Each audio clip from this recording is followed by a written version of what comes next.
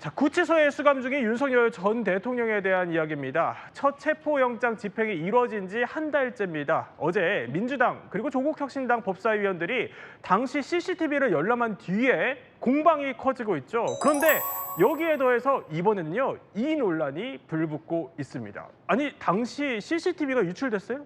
그러니까요. 그러니까 CCTV 영상 전체가 아니라요. 19초짜리 영상 혹은 살짝 캡처된 사진 같은 것들이 어제 오후부터 온라인에 확산되기 시작한 겁니다. 그래요? 공교롭게도 네. 민주당 또 조국혁신당 법사위원들이 서울구치소 그 현장 그 CCTV 현장 검증 이후에 이게 갑자기 확산이 되기 시작했는데 법무부도 이게 어떻게 유출된 건지 지금 조사에 착수했습니다.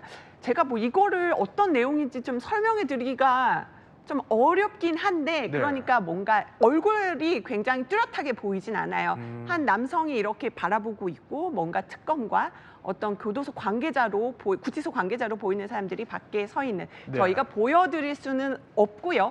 그런 내용의 약 19초짜리 영상이 지금 유출이 돼서 논란이 있는 겁니다. 얼굴은 확실하게 보이지 않습니다.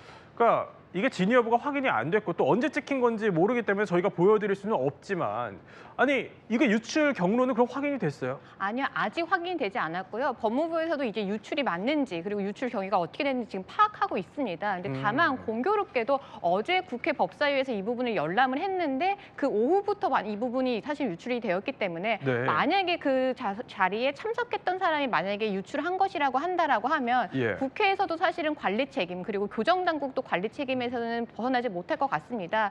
더더욱 지금 이 부분에 대해서 법사위에게 열람을 허용하는 게 맞느냐 이 부분에 대해서 법리 다툼이 있을 수 있는 가능성이 있는 상황에서 유출 이야기까지 나오다 보니까 이 부분에 대해서는 윤 전 대통령 변호인 측에서는 법적인 다툼을 할 것 같습니다.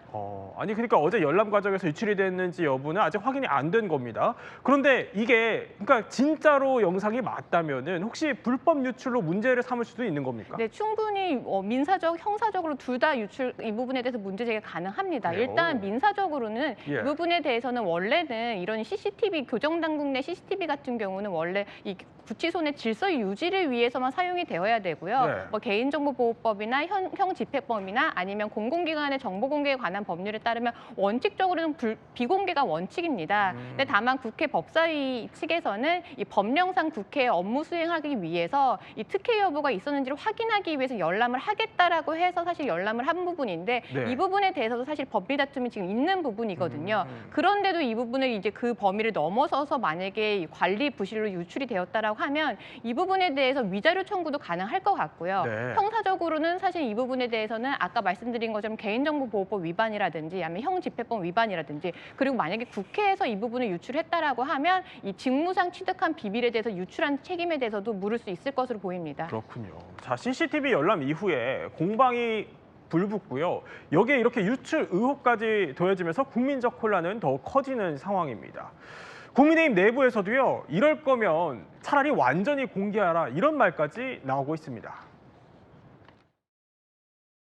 국민들께 공개를 하고 국제적으로 이것이 알려지게끔 하는 모습이 옳은지는 좀 의문스럽다라고 말씀드리고 싶습니다.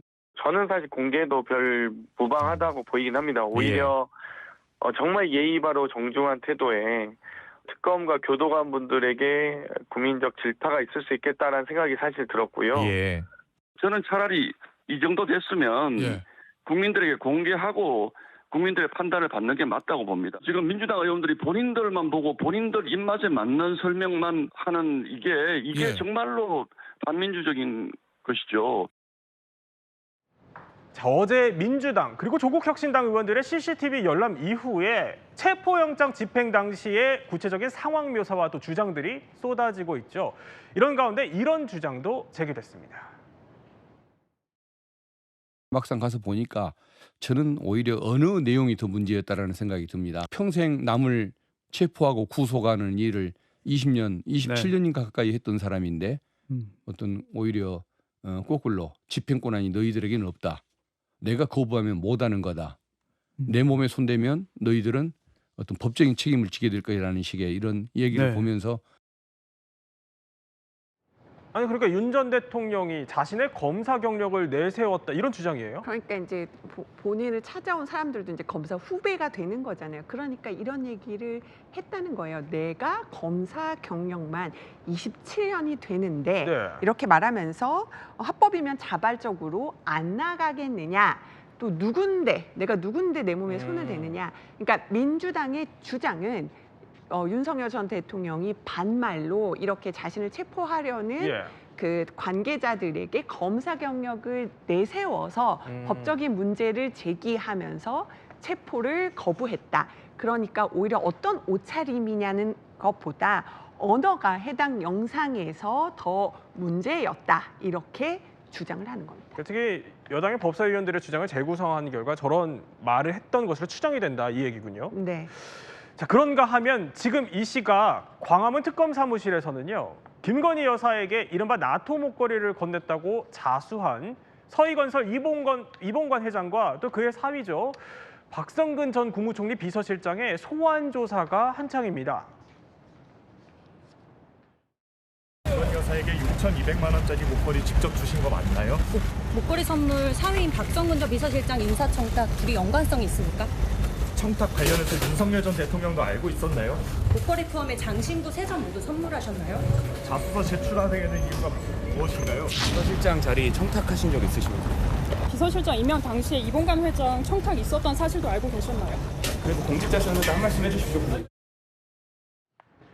자, 김건희 특검 수사가 사실상 2라운드에 접어들었어요. 자, 청탁 의혹의 핵심 인물 2명이 소환이 된 건데 이미 자수서까지 제출이 된 이 상황인데 그럼 어떤 질문을 좀 하고 있을 거라고 보세요? 보통 특검에서 검사들이 피의자를 조사하기 전에 부르기 전에 이미 질문지를 구성을 해놓습니다. 그런데 자수서가 제출이 되었기 때문에 자수서를 토대로 질문지를 구성했을 것으로 보이던데요. 일단 지금 목걸이 같은 경우는 언제, 어떻게, 어떤 경위로 이 부분을 전달을 했는지 그리고 인사청탁이 구체적으로 어떻게 이루어졌는지 이 부분을 중점적으로 물어볼 거고요. 그리고 이 부분에 대해서는 중요한 부분이 뭐가 있냐면 이 목걸이를 건넨 부분을 만약에 김건희 여사에게 뇌물죄를 적용하기 위해서는 윤 전 대통령이 이 사실을 알고 있어야 되기 때문에 이렇게 목걸이 전달 사실을 윤 전 대통령과도 연락을 한 게 있는지 아니면 윤 전 대통령도 알고 있는지 이런 부분을 집중적으로 추궁해야 할 것으로 보입니다. 이 회장이 좀 적극적으로 진술을 하고 있습니까? 네, 휠체어를 타서 만약에 건강상 이유로 이 부분의 진술을 거부할까 우려를 했었는데요. 특검 입장에서는 지금 건강에는 진술하는 데 문제가 없고 이 부분의 질문에 대해서 충분히 잘 진술하고 있다 이렇게 밝혔습니다. 네, CCTV 논란부터 특검 수사 상황까지 한번 짚어봤습니다.